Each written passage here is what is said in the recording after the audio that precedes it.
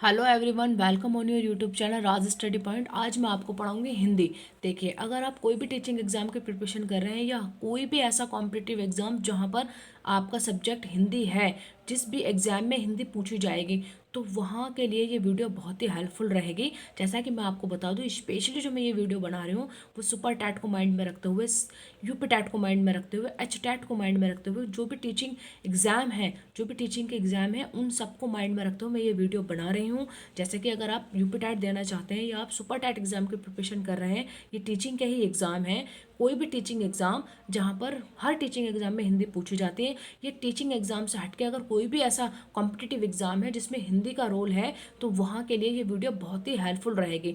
मैं आपको बताती हूँ कि आज मैं आपको पढ़ाऊंगी प्रसिद्ध प्रसिद्ध पंक्तियां एवं उनके कवि, कि कौन से कवि ने कौन सी पंक्तियां लिखी हैं और उनके जो कवि हैं वो कौन है। ठीक है, इसके बारे में आज आपसे डिस्कस करूंगी। अगर आप यूपी टेट एग्जाम देना जा रहे हैं या यूपी टेट एग्जाम की प्रिपरेशन कर रहे हैं, तो आप एक बार ये प्रसिद्ध पंक्तियां जरूर पढ़ें। एग्जाम में एक देखने को जरूर मिलेगी और मैं बताऊंगी कि इन पंक्तियों में से कौन सी लास्ट यूपी टेट एग्जाम में पूछी गई है। ठीक है, और बाकी अगर आप सुपर टैट की प्रिपरेशन कर रहे हैं, यूपी में जो सुपर टैट एग्जाम होना है, आप उसकी प्रिपरेशन कर रहे हैं, तो उसके लिए भी वीडियो बहुत ही हेल्पफुल रहेगी। या आप एच टैट की परीक्षा देना चाहते हैं, तो एच टैट में भी हिंदी पूछी जाती है और उनमें भी यहाँ से कोई ना कोई एक पंक्ति देखने को जरूर मिलेगी। ये मैं गारंटी लेती हूँ। ठीक है, गारंटी के साथ मैं आपको ये पंक्तियां कराऊंगी और इन्हीं में से एक पंक्ति एग्जाम में देखने को मिल जाएगी। चलिए अब स्टार्ट करते हैं। बात ना करते हुए मैं अपने पॉइंट पर आती हूँ और आपसे पॉइंट की बात करती हूँ। देखिए, जैसे कि मैंने आपको बताया कि मैं आपको क्या पढ़ाऊंगी, प्रसिद्ध पंक्तियां हैं उनके कवि।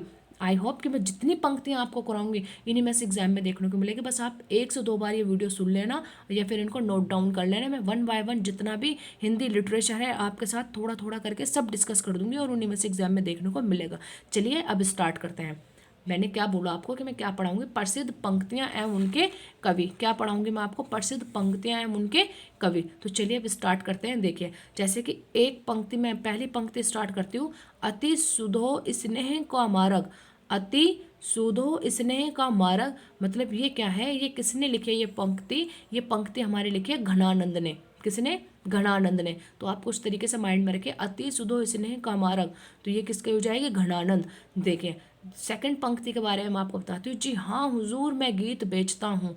देखिए, आप गीत से याद रखिएगा, जी हाँ हुजूर मैं गीत बेचता हूँ। ये पंक्ति किसने लिखी है? गीत फरोश ने। किसने लिखी है ये पंक्ति? गीत फरोश ने। देखिए, कभी कुछ ऐसी तान सुनाओ जिससे उथल पुथल मच जाए। ये वाली पंक्ति किसने लिखी है? बालकृष्ण शर्मा नवीन ने।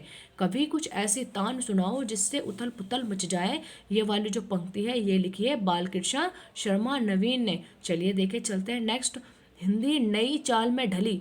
हिंदी नई चाल में ढली, ये किसने कहा है? ये पंक्ति लिखी है भारतेंदु हरिश्चंद्र ने। आप इनको याद रखिएगा। ये पंक्तियां 5 से 7 बार आप पढ़िएगा। रटनी भी नहीं है आपको, बस सिर्फ पढ़नी है। 5 से 7 बार आप इंटरेस्ट के साथ इन पंक्तियों को पढ़िए, आपको ये लर्न हो जाएंगे। जैसे कि हिंदी नई चाल में ढली, तो किसने लिखा? भारतेंदु हरिश्चंद्र। देखिए, सखा प्यारे कृष्ण के गुलाम राधा रानी के। सखा प्यारे कृष्ण के गुलाम राधा रानी के, तो ये लिखिए भारतेंदु हरिश्चंद्र। किसने लिखी है? भारतेंदु हरिश्चंद्र ने। देखिए, संदेश नहीं मैं यहाँ स्वर्ग का लाया, इस धरा को ही स्वर्ग बनाने आया। संदेश नहीं मैं यहाँ स्वर्ग का लाया, इस धरा को ही स्वर्ग बनाने आया। ये पंक्ति किसने लिखी है? ये लिखी है मैथिली शरण गुप्त ने। किसने लिखी है? मैथिली शरण गुप्त ने। आपको ये इस तरीके से पता होनी चाहिए कि कौन सी पंक्ति किसके द्वारा लिखी गई है। तो मैं वन बाय वन आपके साथ डिस्कस कर रही हूँ। चलिए अब चलते हैं नेक्स्ट की तरफ। मैं शैली अपनाई, देखा एक दुखी निज भाई। क्या? कि मैं शैली अपनाई, देखा एक दुखी निज भाई। ये किसने लिखी है? हमारे निराला ने। किसने लिखी है? निराला ने। तो आपको ये पता होना चाहिए, मैं नीर भरी दुख की बदली। मैं नीर भरी दुख की बदली, ये किसने लिखा है? ये लिखा है महादेवी वर्मा ने। किसने लिखी है? ये लिखी है महादेवी वर्मा ने। चलिए देखिए, अधिकार सुख कितना मादक और सारहीन है। अधिकार सुख कितना मादक और सारहीन है, ये लिखा है प्रसाद ने। किसने लिखा है? ये प्रसाद ने ये पंक्ति लिखी है कि अधिकार सुख कितना मादक और सारहीन है। प्रसाद ने ये पंक्ति लिखी है। देखिए, प्रेम और वासना में उतना ही अंतर है जितना कंचन और कांच में। प्रेम मतलब आप प्रेम से वर्ड पकड़िए, प्रेम और वासना। प्रेम मीन्स मतलब आप यहाँ से निकाल लीजिएगा, प्रेम से आप की वर्ड पकड़िए। प्रेम मतलब प्रेमचंद, प्रेमचंद ने लिखी है। तो देखिए, प्रेम और वासना में उतना ही अंतर है जितना कंचन और कांच में। ये पंक्ति किसने लिखी है? ये लिखी है हमारे प्रेमचंद ने। ठीक है, चलिए अब चलते हैं नेक्स्ट की तरफ। देखिए, दिल के मंदिर में वास करने वाला मनुष्य एक देवता के समान होता है। क्या? कि दिल के मंदिर में वास करने वाला मनुष्य एक देवता के समान होता है। इसका जो आंसर होगा वो क्या होगा? किसने लिखी ये पंक्ति? ये लिखे हजारी प्रसाद द्विवेदी ने। इन्होंने क्या बोला है कि दिल के मंदिर में वास करने वाला। आप याद रखेगा कि जो दिल में वास करता है वो किसने लिखी है? दिल के मंदिर में वास करने वाला मनुष्य एक देवता के समान होता है, तो ये लिखिए हजारी प्रसाद द्विवेदी ने। ठीक है, चलिए अब मैं नेक्स्ट पंक्ति की तरफ चलती हूँ। आई होप कि जितनी भी पंक्ति मैं आपको बता रही हूँ यहीं से आपको एग्जाम में देखने को मिलेगी। बस आप इनको याद कर लिएगा, 1 से 4 से 5 बार आप इनको पढ़िएगा, आपको ये बहुत अच्छे से कवर हो जाएंगी और यहीं से बाहर एग्जाम में देखने को नहीं मिलेगी। जितना मैं करा रही हूँ बस इन्हीं में से देखने को मिलेगी। ठीक है, बस आप श्योर रहिए, मेरी बात पर ट्रस्ट रखिए और इन्हीं को करिए। देखिए, वह तोड़ते पत्थर देखा मैंने इलाहाबाद के पथ पर। क्या है? मैंने क्या बोला कि कौन सी पंक्ति पढ़ा रही हूँ मैं आपको? वह तोड़ते पत्थर देखा मैंने उसे इलाहाबाद के पथ पर। तो ये पंक्ति किसने लिखी है? ये लिखी है निराला ने। ठीक है, किसने लिखी है ये पंक्ति? ये लिखी है निराला ने। चलिए अब चलते हैं नेक्स्ट की तरफ। देखिए, झोपड़ी और महल की लड़ाई में अक्सर महल वालों की जीत होती है, क्योंकि झोपड़ी वाले अपने ही विरोध में खड़े हो जाते हैं। किसके बारे में? झोपड़ी और महल के बारे में जो पंक्ति लिखी है वो किसने लिखी है? इन्होंने क्या बोला है कि झोपड़ी और महल की लड़ाई में अक्सर महल वालों की जीत होती है। क्योंकि क्यों ऐसा होता है? क्योंकि झोपड़ी वाले जो होते हैं वो अपने ही विरोध में खड़े हो जाते हैं। तो ये लिखी है नलिन विलोचन शर्मा ने। किसने ये बात कही है? नलिन विलोचन शर्मा ने। चलिए चलते हैं नेक्स्ट की तरफ। देखिए, हमारी संसद तेली की धानी है जिसमें तेल कम पानी ज़्यादा है। ये किसने लिखा है? ये लिखिए धूमिल ने। क्या? हमारी संसद तेली की धानी है जिसमें तेल कम पानी ज़्यादा है। ये लिखिए धूमिल ने। देखिए, एक तनी हुई रस्सी है जिस पर मैं नाचता हूँ। तो ये एक पंक्ति किसने लिखी है? अज्ञे ने। देखिए, अब चलते हैं नेक्स्ट की तरफ। इंग्लैंड का पेट कभी यूं ही खाली था, उसने एक हाथ से अपना पेट भरा और दूसरे हाथ से उन्नति के कांटों को साफ किया।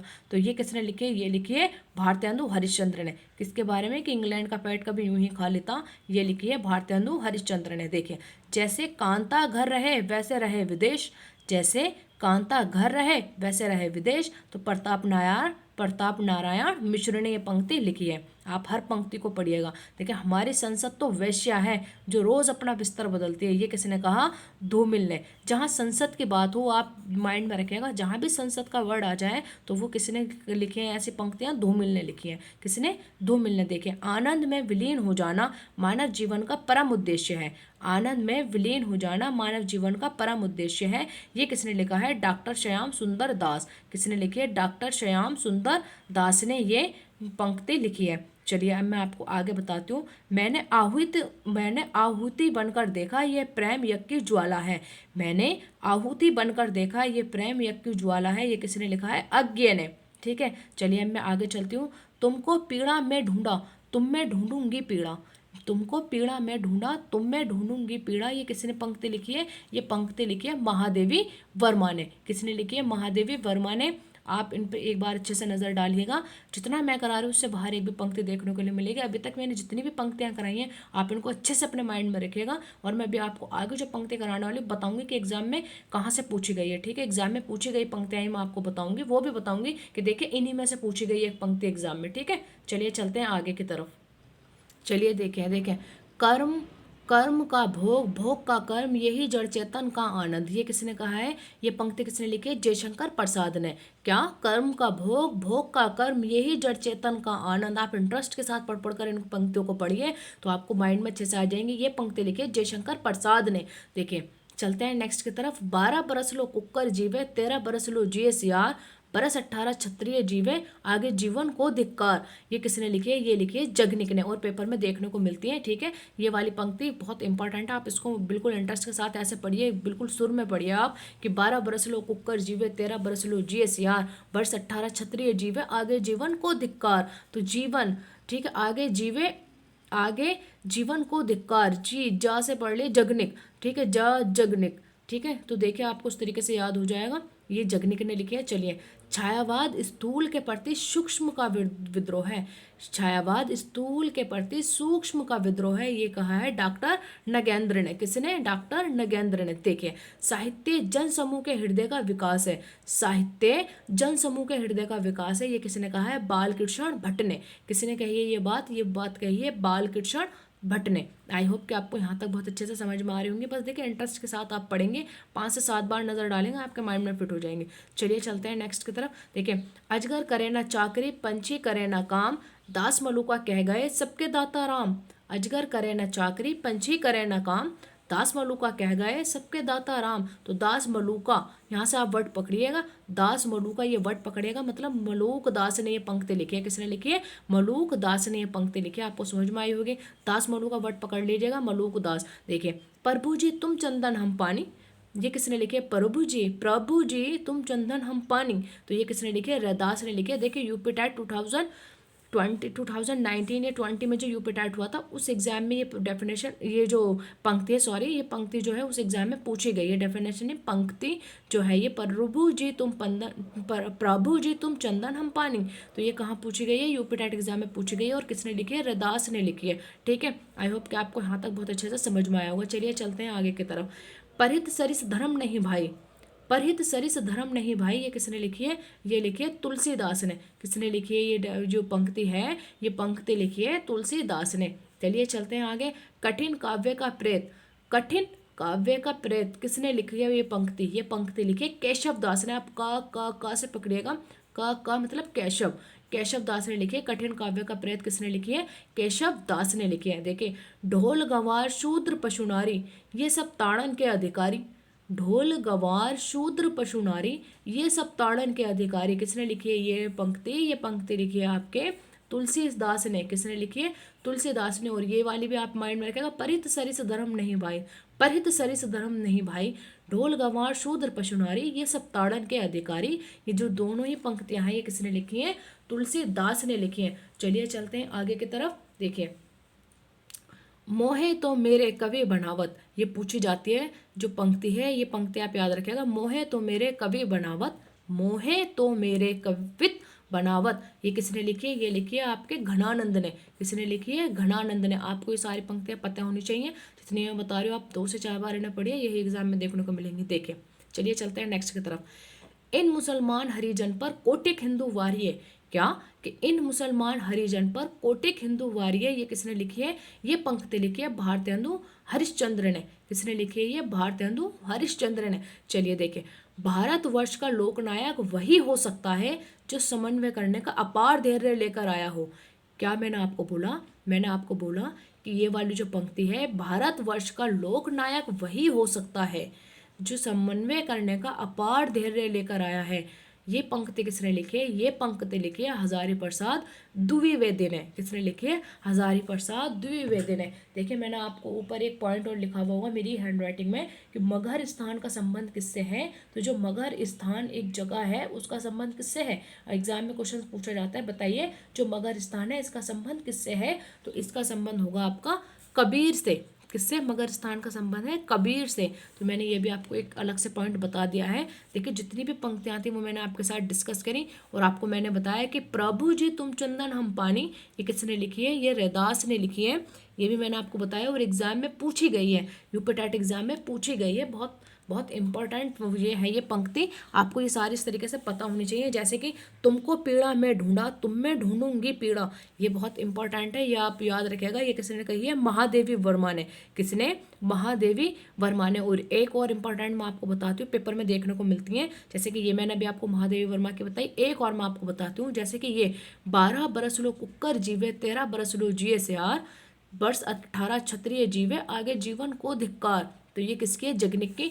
ये इंपॉर्टेंट मार्क करिएगा आप, जो कुछ इंपॉर्टेंट है वो मैं आपको बता रही हूँ, ये इंपॉर्टेंट है एग्जाम के पॉइंट ऑफ व्यू से, आप इसको जरूर माइंड में रखिएगा। ठीक है, और जैसे कि तुलसीदास की जो पंक्तियां हैं उन पर नजर डालिएगा। तुलसीदास की जैसे कि ये इंपॉर्टेंट है, परित सरिस धर्म नहीं भाई।